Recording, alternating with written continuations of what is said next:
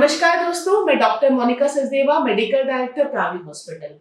आज के 3 सवाल की सीरीज सक्सेसफुली चल रही है। कई सारे सवाल मेरे दिमाग में भी आते हैं, अपने क्लिनिक, अपनी ओपीडी से भी सीखती हूँ और हमें आपके फीडबैक में मिलते हैं।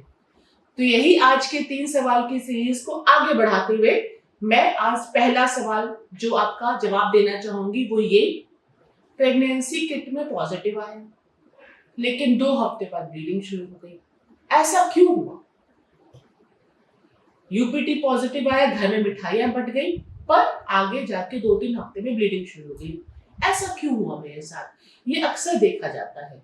कई बार ये समस्या होती है किसी नवविवाहित जोड़े में, या कभी भी हो सकती है कि माई किट में पॉजिटिव आया और फिर नेगेटिव हो गया। तो ज्यादातर इसको हम बोलते हैं अर्ली मिसकैरेज या फिर बायोकेमिकल प्रेगनेंसीज। ये ज्यादातर क्यों होती है? ये ज्यादातर होती है हार्मोनल इम्बैलेंस से।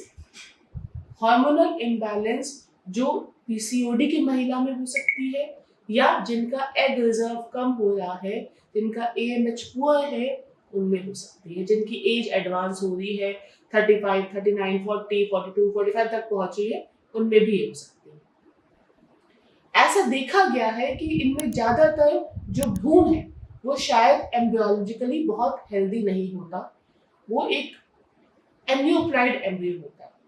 अगर हम उसको कॉमन भाषा में समझाना चाहे तो उसका जेनेटिक मेकअप उतना स्ट्रांग नहीं होता है, तभी वो आगे ग्रो नहीं कर पाता।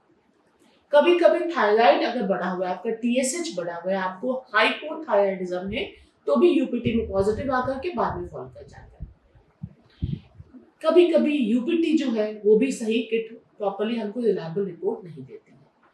तो आई थिंक ये सवाल का मैंने जवाब दे दिया कि अगर ऐसा आपके साथ 2-3 बार हो रहा है तो आप प्लीज किसी डॉक्टर से कंसल्ट करिए आगे अपनी प्रेगनेंसी प्लान करने के लिए, और इसकी वजह पता करने के लिए कि आपके साथ ऐसा क्यों हो रहा है। अब आते हैं अपने दूसरे सवाल पे, क्या डायबिटीज मां बनने के लिए एक समस्या पैदा कर सकती है?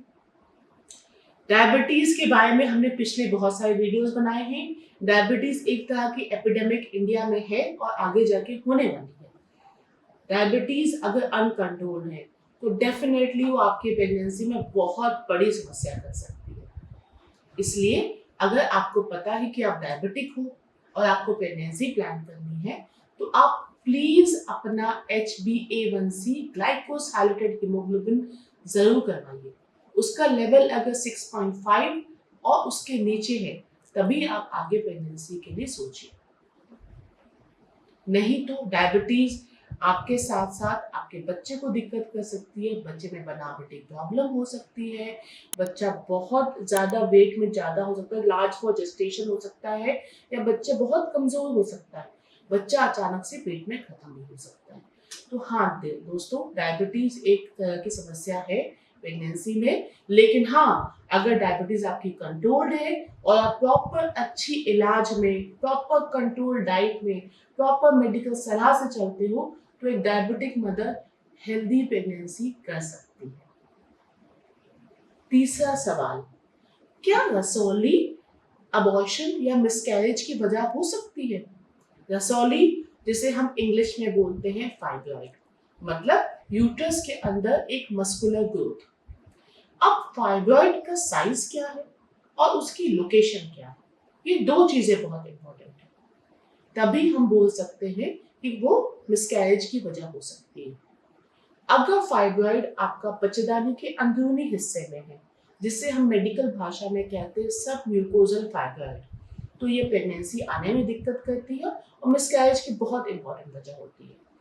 अगर उसकी मस्कुलर लेयर पे फाइब्रॉइड है, इंट्राम्यूरल फाइब्रॉइड, और उसका साइज 4 सेंटीमीटर के ऊपर है, या वो हमारे बच्चेदानी को अंदर प्रेस कर रहा है, तो भी वो मिसकैरेज कर सकता है। अगर उसकी ऊपरी परत में सब सीरोजल फाइब्रॉइड है तो यूजुअली वो दिक्कत नहीं करता। अगर बच्चेदानी के मुंह पे फाइब्रॉइड है, सर्वाइकल फाइब्रॉइड, तो भी वो मिसकैरेज कर सकता है। तो अगर आपको रसौलियों की प्रॉब्लम है, आपको बहुत इंपॉर्टेंट है एक अच्छा अल्ट्रासाउंड करवाइए।